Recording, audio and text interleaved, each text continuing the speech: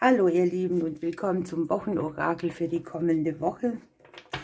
Ich habe nicht viel zu berichten, aber wir gucken jetzt, welche Energien dem Kollektiv zur Verfügung stehen mit dem großen Blatt. Und wenn ihr dran bleibt, könnt ihr am Ende noch eine kleine persönliche Botschaft kriegen zum Auswählen für die Woche. Ich bin gespannt.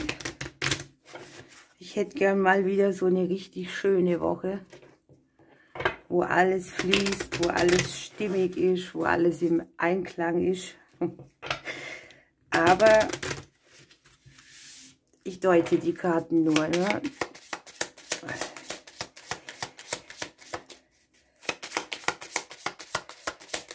Ich müsste mal versuchen, ein Bild zu legen, bewusst, wo ich alles so hinlege, wie ich es haben mag. Und dann natürlich gucken, dass die Spiegelungen und die Korrespondenzen auch stimmen. Ich glaube, das würde gar nicht gehen. Hier hat sich die erste Karte umgedreht. Wir haben gleich den häuslichen Bereich, die Umgebung, das Umfeld. Irgendetwas kommt hier in Fahrt.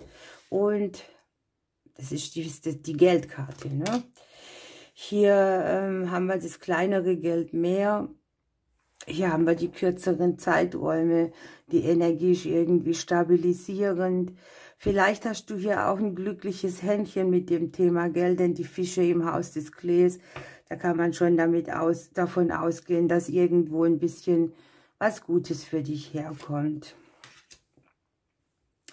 Es kann trotz allem sein, dass man hier so Konflikte hat mit der Expansion oder dem Weiterkommen oder auch dem natürlichen Flow der Finanzen und hier auch, ja, ich würde mal sagen, der finanziellen Verbindlichkeiten, die um das Thema Haus, Wohnung, Häuslichkeit so sind. Ihr wisst, es ist alles teurer, man zahlt für alles sehr viel mehr Geld und wir haben das gleiche Einkommen.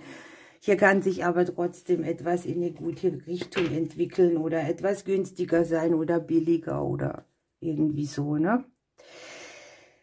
Es bringt hier einen, sagen wir mal, Konflikt mit sich bei allem, was so schicksalshafte Kreisläufe sind, wo es Verbindungen gibt, die vielleicht eher schwierig sind als leicht, wo Dinge sich im Kreis drehen, vielleicht auch Konflikte immer wieder angesprochen werden oder wo einer und der andere eine andere Meinung haben und es kommt so gegeneinander.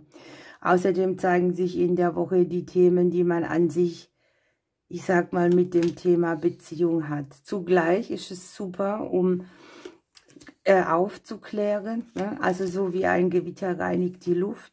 Hier sieht man im Hause des Lebens das Schicksalskreuz drin und die Maus, die nagt dir hier ein Kreuz weg. Also du kannst davon ausgehen, es wird angenehmer, es wird leichter und es wird sehr viel klarer, ne? Das ist so ein Konflikt, der bringt auf einmal alles in die Klarheit.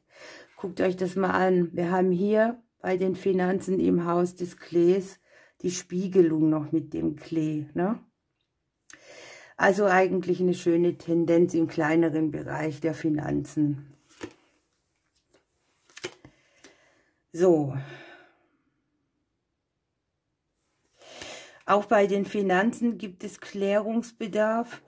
Hier kann das zum Beispiel, da es ja aus dem Umfeld oder aus dem Bereich der Partnerschaften und Beziehungen kommt, auch um Selbstwertthemen gehen, wo euer Ego vielleicht ein bisschen aufbäumt und sagt, so hier mit mir nicht, das bin ich mir wert, das möchte ich, ne? Das fängt ja bei Kleinigkeiten schon an. Sagen wir mal, Bernd vergisst immer die Heizung runterzudrehen, wenn er das Fenster aufmacht. Und ich denke immer, Mensch, das muss doch nicht sein. Also sowas, das führt dann immer zum Konflikt. Weil ich kann das Geld dann auch nehmen und auf die Straße legen. Die Werte, die Wertigkeit, was ist einem was wert? Wo macht man sich streitbar dafür? Wo sagt man, okay, das lasse ich jetzt halt so stehen? Aber es ist eine Woche wirklich, wo viel Klärungsbedarf da ist und wo auch viel geklärt wird. Und am Ende geht es da auch um Themen, wo man mit den Herzensangelegenheiten drinsteckt. Das heißt, ne, ich zum Beispiel investiere sehr viel Geld in Wolle und das wir vielleicht woanders brauchen könnten, aber es ist ein Hobby von mir und das ist es mir wert und das ist damit gemeint, ne? Nur damit ihr die Beispiele versteht. Da könnte jetzt jemand anders auch sagen, kauf doch nicht immer Wolle, kauf lieber das und das oder spar dir das Geld. Aber das lasse ich mir halt nicht nehmen.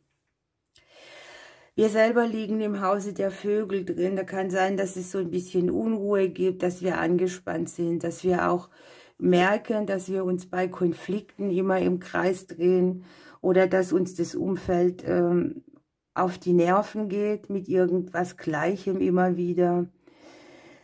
Und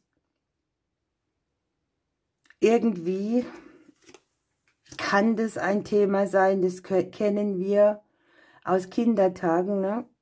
So, ich weiß nicht, ob ihr das kennt, bei mir wurde oft gesagt, das gute Trinken, das ist nur für sonntags, trinkt nicht so viel von dem, das ist zu teuer, sowas alles, ne? Was einen da reizt oder zurückerinnert, was aus der Familie herkommt oder was das innere Kind auch triggert. Was ich mir hier auch sehr gut vorstellen kann, dass man eventuell mit einem Gegenüber so ein bisschen in die Gelegenheit kommt, sich zu reiben oder sich zu streiten oder sich gegenseitig auch zu verletzen. Ich habe hier irgendwie verletzte Liebe oder Wunden und Konflikte mit dem Thema Liebe.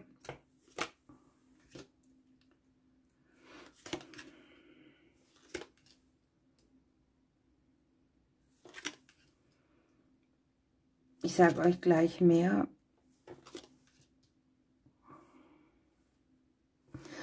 Ja, das ist sehr passend, denn hier wird Treue, Freundschaft und Loyalität hinterfragt. Da können aus Kleinigkeiten große Dinge entstehen, aber wenn man es weiß, kann man auch dagegen wirken. Hier sind viele Trigger drin. Hier haben wir die Kindertage, die Familienthemen und hier haben wir noch die Verletzungen, die man mit dem Thema Vertrauen hat. An sich, das Gegenüber liegt hier im Hause unseres Herzens drin. Die Freundschaftskarte korrespondiert. Es kann auch sein, dass wir uns in die Wolle kriegen wegen Kindern. Ich sage einfach mal ein paar Szenarien. An sich kann es auch sein, dass dir vielleicht jemand was nicht gesagt hat oder verheimlicht, denn wir haben hier,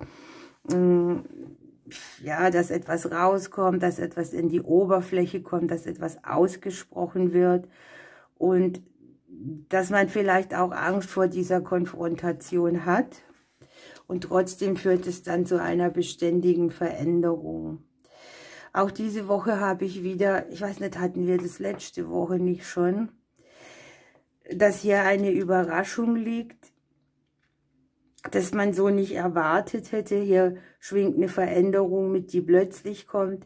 Die Blumen liegen im Hause des Buches, klassische Überraschungskombination. Die liegen hier am Thema Geld und die liegen hier in der Spiegelung noch mit dem Klee. Also es können sogar zwei Dinge sein, die hier für uns anstehen. Ich sage euch gleich mehr. Ich habe so dieses Gefühl, es geht aus einer Blockade raus. Die hat sehr viel mit dem Thema Urvertrauen, Versorgtsein zu tun. Die Finanzen sehe ich sehr zentral bei diesem Thema mit dabei. Denkt dran, bei den Finanzen, ich kann ja das Außen nicht anhalten, ne? Das wäre jetzt anmaßend. Es geht um das, was euch zur Verfügung steht, die Glaubenssätze, die damit verbunden sind und das Ausmaß an, wie erlebe ich das in einem Verbund, in einer Partnerschaft oder wo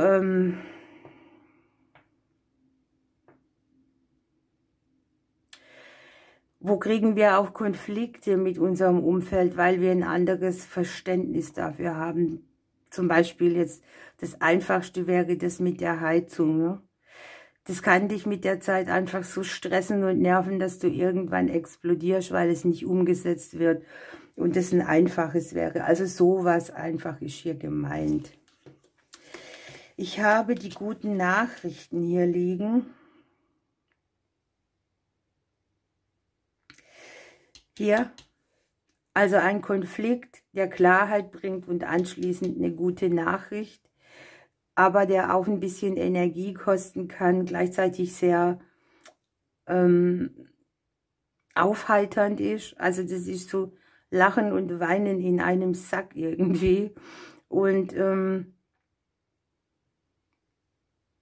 ja, es ist hier mit einer großen Intuition auch verbunden. Das heißt, man spürt vielleicht schon, dass etwas anrollt. Im Hause des Gegenübers haben wir die Reisekarte drin oder auch die Distanz, das Entferntsein voneinander und das Kreuz hier auch noch dabei. Also es kann schon sein, dass das so eine Prüfungssituation ist für die Beziehungen. Ich hoffe, wir sind die meisten nicht dabei. Ich kann es nicht gebrauchen. Ich möchte einfach nur meinen Frieden und meine Harmonie. Aber ja, manchmal kommt es halt auch, ne? Im Haus des Geldes haben wir hier den Schlüssel drin. Das heißt, wir können uns neue Türen öffnen. Wir haben vielleicht auch neue Quellen. Wir empfinden ein Thema, mit dem wir vielleicht auch finanzielle Schatten hatten, nicht versorgt sein, Ängste, ein bisschen angenehmer, ne? Anstatt dieses Auf und Ab stellt sich hier das Gefühl von Sicherheit ein. Überall da, wo du, naja, ich sage mal, das Gefühl hast, du musst vieles alleine stemmen und da ein Konflikt mitkommt, kann sich auch hier in dem Bereich etwas regenerieren. Ein Konflikt gelöst werden, der auch wieder mehr zur Harmonie führt. Schicksalshafte Nachrichten im Bereich des Berufes. Es kann ja verbunden sein mit neuen Verträgen, Aufträgen, Verbindlichkeiten, viel Kommunikation. Eventuell hat ein oder andere auch hier mit den Ämtern was zu klären im Berufshaus, Arbeitsamt, Behörden, die mit dem Thema Gesundheit, Arzt, Krankenkasse, Reha, Träger alles so zu tun haben. Ich sehe hier auch jemanden aus seiner Vergangenheit, der sich hier wieder melden könnte.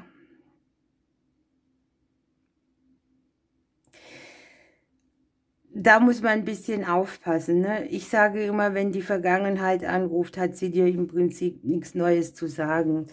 Deshalb hier auch schicksalshafte Kreisläufe. Also das bleibt ja zwar jedem selbst überlassen, aber ich habe die Erfahrung gemacht. Du beginnst neu, du gehst neu aufeinander zu und alles ist gleich, ne?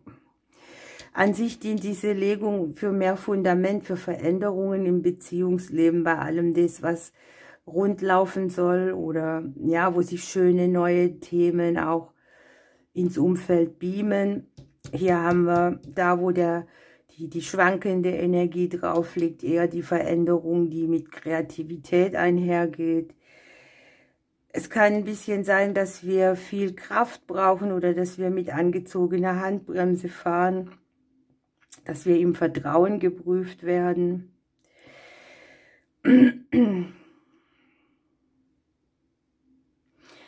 Und dass wir halt so dieses Ding haben, steht mein Fundament, das, was ich mir erarbeitet habe, oder was soll ich da oder will ich da verändern?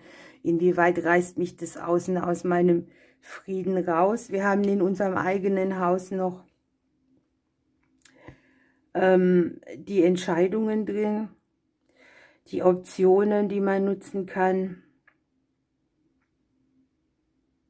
Viel Bewegung auch, das Außen fordert uns irgendwie zu Entscheidungen. Es kommt viel drauf an, wie wir uns präsentieren, was wir von uns zeigen. An sich ist es so,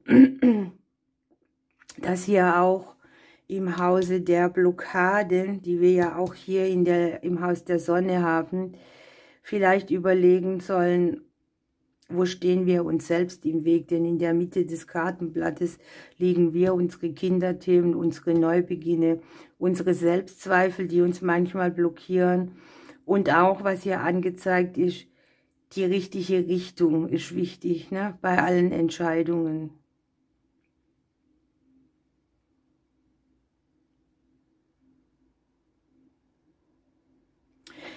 Wenn ich mir das hier nochmal angucke, habe ich schon so die Blockaden auch auf der Vaterthema-Ebene drauf. Klar spiegelt sich im Beruf und in der Partnerschaft und geht hier tatsächlich auch um irgendeinen Schmerz, den man mal erlebt hat. Ich meine, das Ganze hat sehr viel mit dem Thema Vertrauen zu tun.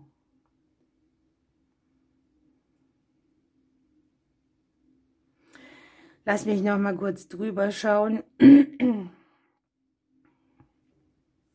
Das habe ich hier zweimal, dass jemand, der sich vielleicht nicht gemeldet hat, sich bei dir wieder melden könnte. Veränderungen im freundschaftlichen Bereich oder bei Freundschaften. Schnell, plötzlich, unerwartet, aber doch mit den Blumen zugutekommend. Kann auch ein Überraschungstreffen sein, das hier irgendwo auf euch wartet. Okay, ihr Lieben, wir nehmen noch eine Karte und dann würde ich sagen, belassen wir es mal dabei und ihr dürft dann noch auswählen. Die berufliche Energie liegt ja im Haus des Mondes, ein bisschen mit der Blockade dabei. Also es kann sein, man braucht viel Energie zum Arbeiten oder die Dinge sind so ein bisschen schwankend. Das heißt, heute fühlt man sich mal nicht so dolle und muss trotzdem ran oder es wird zu viel. Auch da im beruflichen Umfeld sehe ich irgendwie, dass sich was Neues entwickeln kann, was am Ende sehr stabilisierend ist. Jetzt ist mir hier der Schmetterling rausgefallen. Es geht mal wieder um eine Transformationswoche. Wundert mich nicht, wir haben hier im Hause des Lebens das Kreuz drin. Ja, und es kann halt nun mal nicht anders sein, dass wir gesagt kriegen, wenn diese Karte kommt, kommen eben gewaltige Veränderungen. Man befindet sich im Anfang oder in der Mitte eines Wandlungsprozesses, vielleicht einige auch schon am Ende. Alte Strukturen, Glaubensmuster, die nicht mehr stimmen, Ansichten, die man mal hatte, fallen weg. Neuer Raum entsteht. Und wir gucken hier ja auch in das Kind rein. Ne? Wenn ich höre, neuer Raum entsteht, das Kind liegt noch im Hause des Kindes drin, muss man da halt auch Platz schaffen dafür. Ne? Und man hat auch so die Welt wieder mit einem anderen Blickwinkel. Ja, man kommt sich vielleicht so vor, als gäbe es viel Unklares um einen herum. Aber hier ist eben auch ein Klärungsprozess, der kurz vor einer Erneuerung meistens stattfindet. Sehr schön finde ich, dass die Karte aussagt, dass wir geschützt sind, während sich Veränderungen ereignen und dass alles zu unserem besten Wohl geschieht. Ja, die Vergangenheit liegt hinter uns, es wandelt sich, es beginnt ein neuer Zyklus, ein neues Projekt und wenn man achtsam ist, kann sich Wunder auf Wunder ereignen. Wunderbar, ihr Lieben. Da sage ich gar nicht mehr dazu. Ich wünsche euch eine wunderbare Woche. Genießt eure Zeit, egal was hier kommt. Ich drücke euch bis bald. Hier bin ich auch schon wieder. Wir haben hier den roten und den silbernen Buddha. Ich muss kurz die Kamera verändern. Da könnt ihr euch noch eine Karte raussuchen. Ja, ich mische mal. Ihr wisst, es dauert jetzt noch einen Moment. Oh, die Karten, die sind dick. Da sind 2, dann nehmen wir auf der anderen Seite auch 2.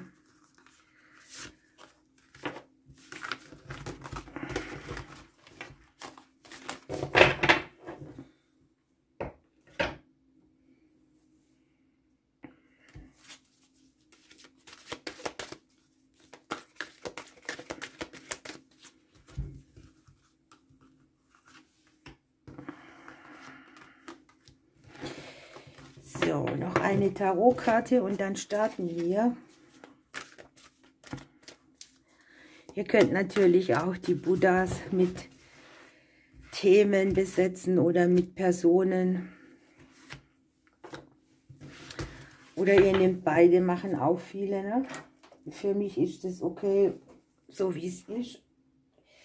Und ich lasse uns dann noch einen Vogel drauf springen.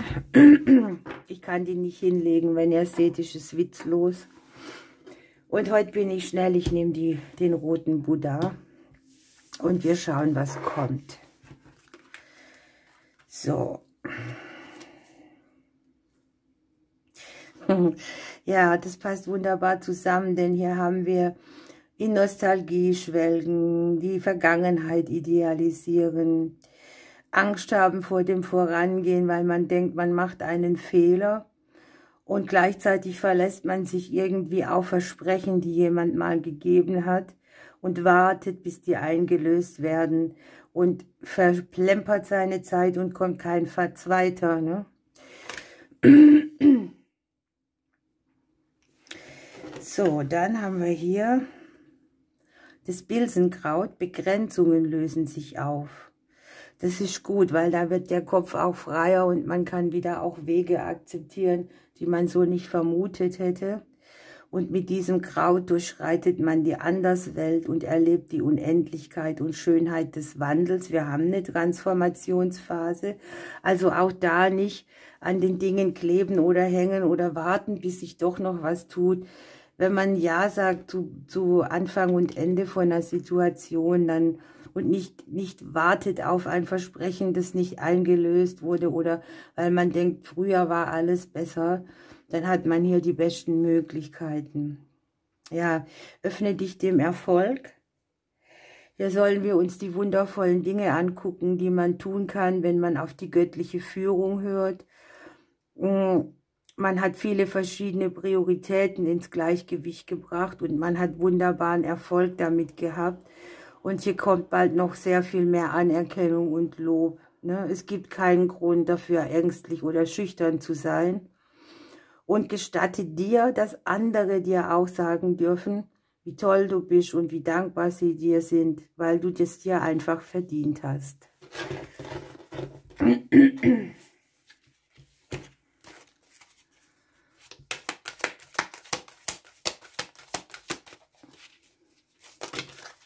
Oh je, das sind mir zu viele. Wir wollen bitte eins.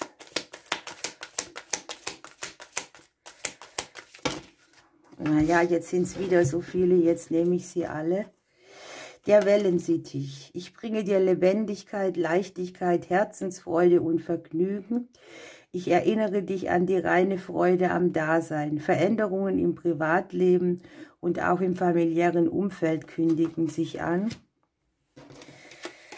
Dann haben wir den Goldammer. Ich fliege zu dir und bringe dir Würde, Reichtum und Feinfühligkeit. Komme bei dir an, in deinem Herzen, entdecke den Schatz in deinem Innern. Also Selbstwertthemen auch. Und mit dem Star, ja, ich fliege in dein Leben und bringe dir Zuversicht und Geduld. Das Leben hat alles für dich vorbereitet. Visionen machen sich breit, Begrenzungen lösen sich auf. Bleibe bei dir, dann entwickeln sich die Dinge von ganz alleine, denn in der Ruhe liegt die Kraft. Wunderbar, roter Buddha. Dann gucken wir uns die andere Seite an. Sorry Leute, ich muss einen Schluck trinken.